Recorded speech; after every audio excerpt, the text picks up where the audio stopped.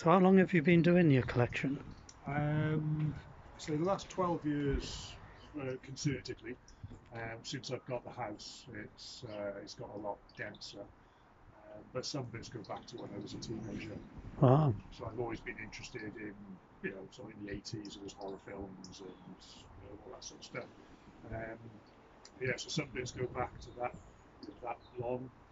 Um, but last 12 years, 12 years ago, this was a shelf. And it kind of went quickly from a shelf to a bookcase to a room, and then an entire house. Where are you from then? You're from Wales? Just Or? other side of Cardiff. Oh, So right. I moved up here about 11 years ago, shortly after starting collecting. It had kind of got to a room, or almost a room, when I moved up here. Everything went up into the attic.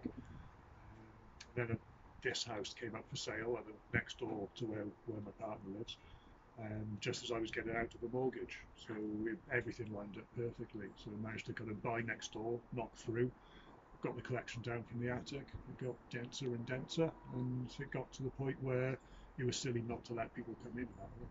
Yeah, well, it's an amazing collection, as we'll see now as we walk through. And so it's horror film genre then, rather than That was kind and of what, Wicker maybe, is it? yeah. There's a bit of everything. Horror was kind of what initially got me started, I suppose. Um, but then I've always been into kind of Halloween and witchy stuff. That's always been kind of there. You know, a lot of the time you've got to pretend to be normal quite often in life, haven't you? So a lot of this sort of stuff. Waste of time being Well. pretending to be normal. You may as well be who you are. Years to realise that was when I quit, and I thought I'm going to lean into it heavily. So do you follow modern Wicca? Not so much Wicca, more sort of paganism. Paganism. Than sort of And what about Druidism? Do you have any knowledge of ancient Druidism? I know a few Druids. Do you? But it's not something which I just like nature and that kind of thing, which I know obviously Druidry is quite heavily connected to.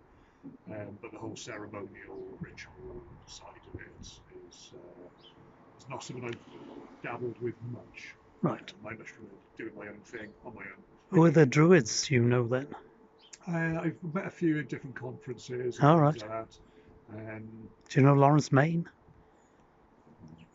He's up in mid Wales. He's one of the. There's quite a few up sort of mid and North Wales, and yeah.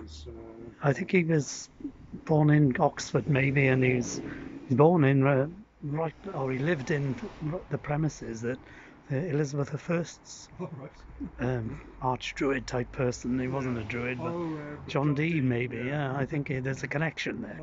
But he's over in Wales and follows the Welsh sort of way of teaching things.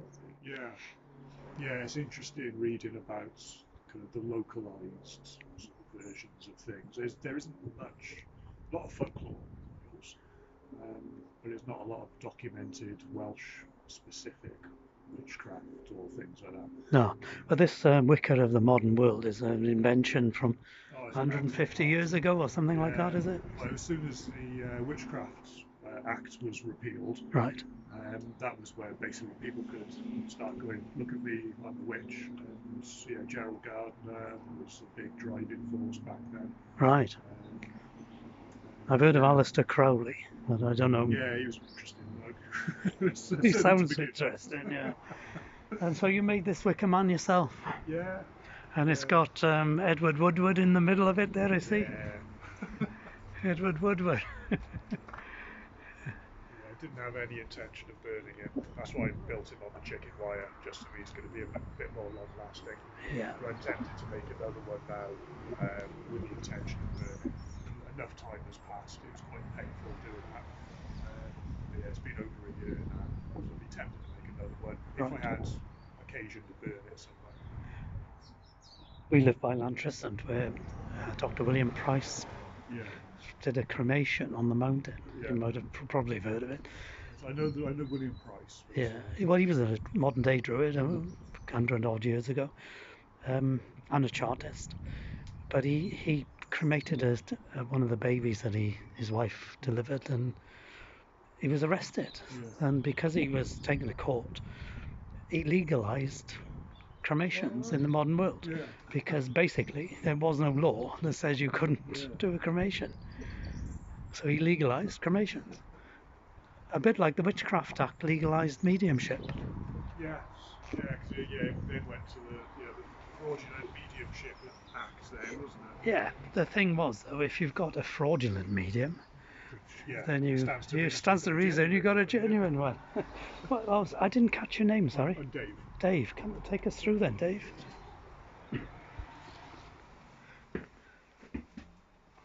So you have a shop in here as well, Dave? Yeah. It's got to pay the mortgage somehow. Yeah, it's nice to be able to stock unique things. There's a lot of things like the spell candles and stuff. You expect to find that pretty much everywhere. Right.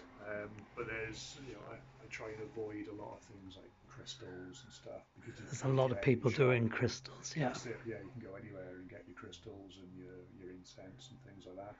So although I stock a small amount, they're crystal skulls and obsidian coffins, a bit more kind of on brand. But yeah, apart from that, I deal with a lot of independent artists and makers, and they make all sorts of cool stuff for me. A black cat by design, or he just happens to be black? We've got an all black one. I love a tuxedo cat, but this one was an intentional cat. All the other cats we've got just turn up and start living here. So he's known as a tuxedo cat, is he? Yeah. He's new. He's Sergeant Howie. Sergeant Howie. He found himself a little mat. But he's looking a bit healthier than this little fella. Yeah, all of those are replicas of famous Navy cats. Oh, he's Sam, is he? Unsinkable Sam? This one, Trim? Yeah. So he was... intrepid yeah, he went around, mapped the coastline of Australia. So I've got a book with photos of them all in. This one predates cameras. So he's got like a little illustration line drawing of him. Right, and that's a replica, is it? Yeah. I got you. Is that local artwork or something, you said? Yeah, it's a guy that visited the museum a few times. There's a couple of his bits up here. So there's another one of his paintings by the front door, like a psychedelic skull kind of thing. Right. There's a unicorn skull on the top of one of the cabinets that he made. Yeah. The Fiji mermaid, P.T. Barnum's Fiji mermaid in the front room, he made that as well. Oh, right. Yeah, so you've got the Addams Family's thing. Yeah, I did a paint job on that yesterday. When it turned up, it was the most god-awful looking thing you've ever seen in your life. Bright pink, when it was horrendous.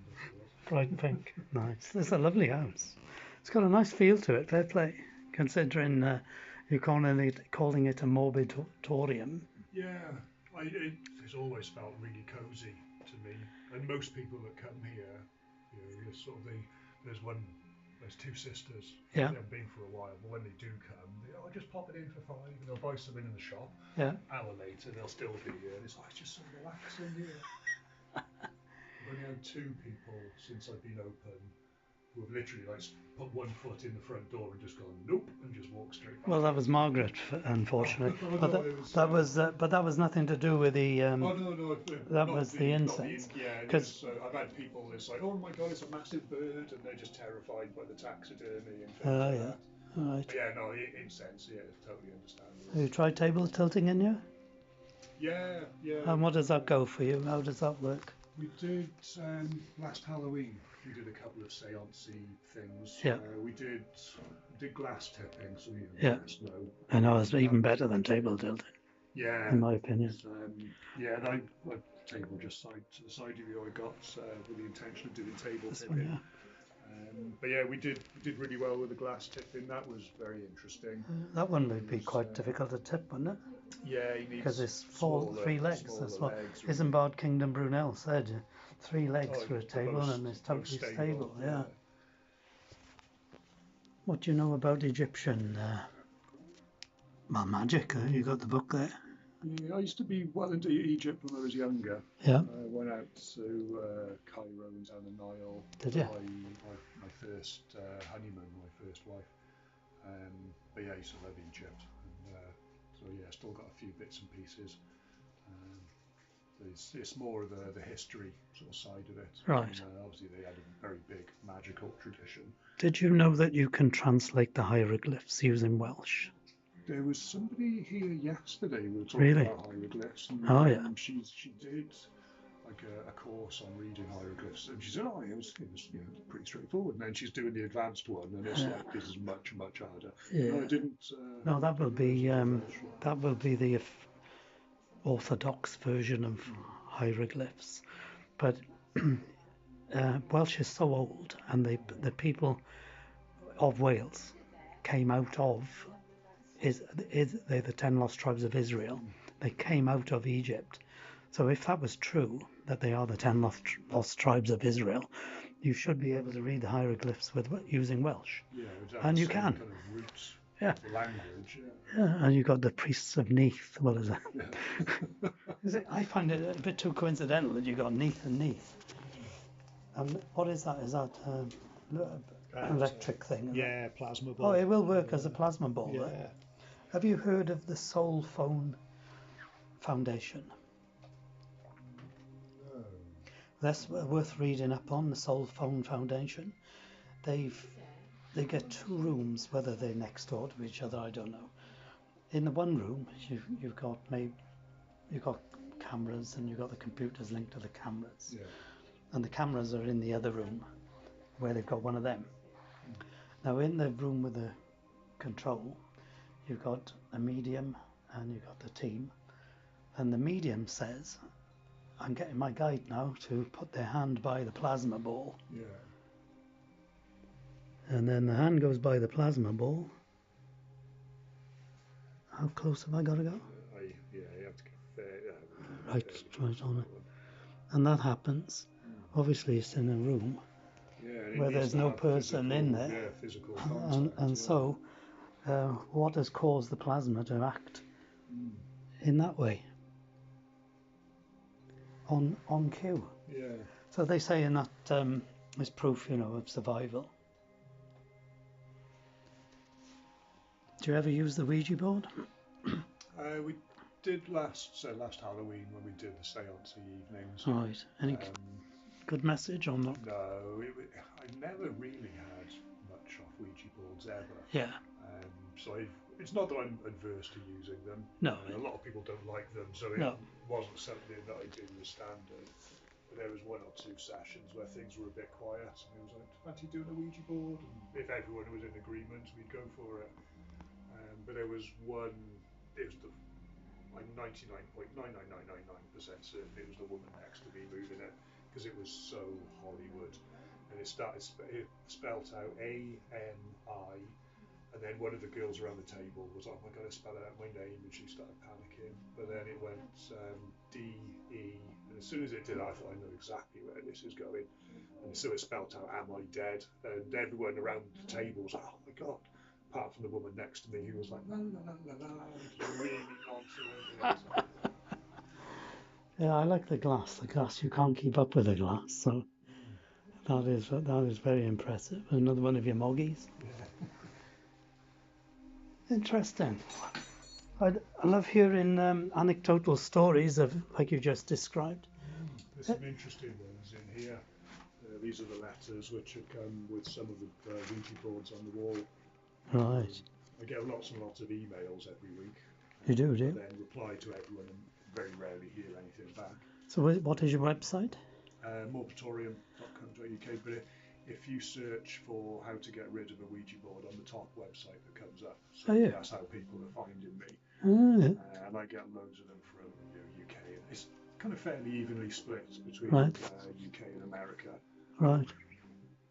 A lot of the time they just turn up with no information, not even an email address that I can let people know that it's arrived safely. We got one in the house somewhere. It's Waddington's talking board, is that version there? Yeah, 1960s one. Was it the Blue Ghost? No, this one, yeah. Yeah, no, it's the same. Yeah. Oh, it is it? Is it? Yeah, that was the 1960s. That's the box for it, is it? That's the 1970s. And then when it was Parker Brothers. And then Hasbro took over in the 80s. Oh, right. So front room then is through here, Yeah, a bit of medical stuff in there. and a beautiful peacock. Yeah, he's different, isn't He is. This is your taxidermy where you say people come in through the door and don't like the taxidermy. Yeah, one lady came in. I heard the door go. I was Yeah. upstairs. Yeah. So I was coming down the stairs going, oh, hi, I'll be down in a second. And I came in and there was nobody here. So I checked the cameras. And yeah, a lady literally opened the door, went, oh my God, it's a massive bird. Just shut the door and ran off. Really? Fabulous. These front rooms are beautiful, aren't they? Yeah. So that's where you knock through, is it, with a cat flap? Yeah, through the kind of the alcove by the side of the chimney breast. It was just the easiest bit to go through. Finished Yeah. part. There's an angel by there. Nice picture. Jacob wrestling with the angel. I can't see that being a fair and equal contest, can you? I'll have a read of the text underneath.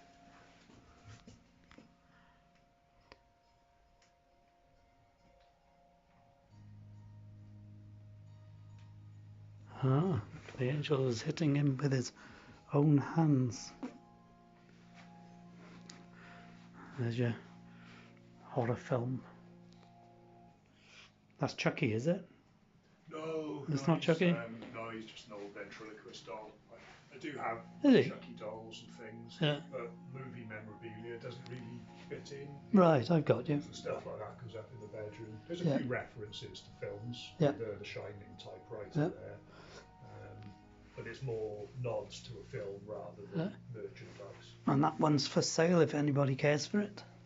Yeah, I'd did it for Halloween a few years ago, and it's been a nice thing to have around, but it's time to make space for something new now. Yep.